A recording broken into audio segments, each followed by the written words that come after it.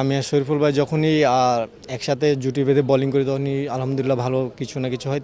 যখন হচ্ছে এখানে আমি প্রথম আসি তখন ধরেন প্র্যাকটিস করতাম, তো ওই জিনিসগুলো এখন অনেক মিস করি। বন্ধু বান্ধবদের সাথে দেখা হয়, জমি অবশ্যই আড্ডা হয় তাদের সাথে। পার্সোনালি ধরেন আমাকে উনি বুঝিয়েছে যে একটা পেস বোলিং লাইফ লিড করতে গেলে কী কী করা লাগে। বিসিএল এর সবচেয়ে হাই ভোল্টেজ ম্যাচটা হয়ে গেছে এবং সেই ম্যাচের শুরুতেই ম্যাচটাকে খানিকটা ম্যারমেরাই করে দিয়েছেন নাহিদ রানা, কিন্তু শুরুতেই সকালবেলা যেভাবে তিনি বোলিং করেছেন তাতে সাউথজাং খানিকটা আউটপ্লে হয়ে গেছে। রানা আসলে সকালবেলায় আপনি এবং শরীফুল মিলে আসলে ম্যাচটাকে সাউথজানের বাইরেই নিয়ে চলে গেছেন, এবং কেমন লাগলো বোলিং করে রাজশাহীতে? বসুন্ধরা টিস্যু অশুদ্ধতার বিরুদ্ধে এক বিন্দুও ছাড় নয়।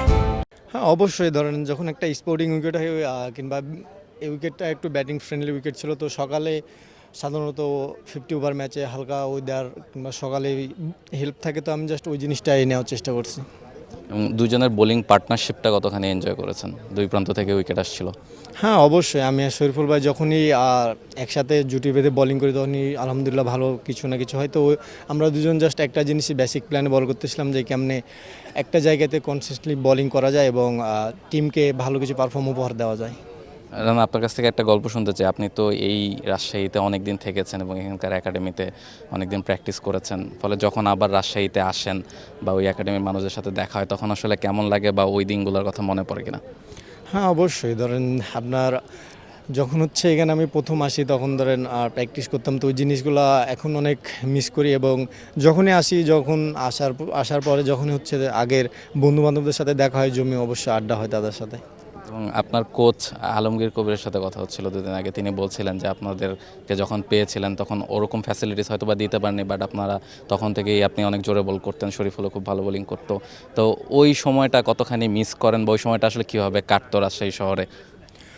আসলে ওই জিনিস একটা যে পেস বোলিং লাইফ, সেই জিনিসটা আসলে আলমগীর স্যার আর আমি পার্সোনালি ধরেন আমাকে উনি বুঝিয়েছে যে একটা পেস বোলিং লাইফ লিড করতে গেলে কী কী করা লাগে। তো ওই জিনিসগুলো তখন থেকে তিনি আমারে বলতেন, যতটুকু আমি নিজে বুঝতে পারতাম কিংবা উনি যতটুকু বলতো আমি জিনিসটা চেষ্টা করতাম পালন করার। তারপরে ধরেন ওনার যতটুকু ছিল, ওনার মধ্যে অ্যাবিলিটি ছিল, উনি চেষ্টা করছে আমাকে এবং শরীফুলকে স্কিলটা আমাদের দুজনের ডেভেলপ করা। তো আমরা যখনই ধরেন ওনার সাথে দেখা হয় কথা বলি, কিংবা আমার যদি কোনো কিছু নিয়ে সমস্যা হয় ওনার সাথে কথা বলি। তো এই জিনিসটা অবশ্যই যখনই দেখা হয় তখনই ক্রিকেট নিয়ে কথা হয়। Thank you so much, thank you, best of lakh.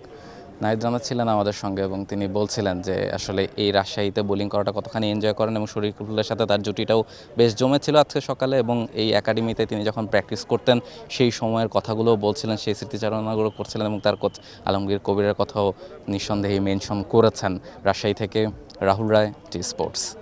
For more updates, subscribe to our YouTube channel and click on the bell icon. Follow us on Facebook and Instagram. Download T-Sports app to enjoy exciting games and highlights. Visit tsports.com.